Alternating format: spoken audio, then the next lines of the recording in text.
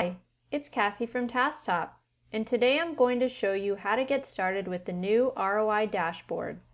This dashboard will help you understand and communicate the direct cost savings enabled by Hub by quantifying the time and effort saved with Hub's model-based tool integration. To access the ROI dashboard, navigate to the metrics screen and scroll down to the Calculated ROI section. In the Calculated ROI section, you'll see two subsections, Hours Saved and Total Transactions. The first section, Hours Saved, estimates the efficiency gains from synchronization within a selected date range, calculated as total hours saved. The Total Transactions section represents the total number of artifacts created and updated within a specified date range.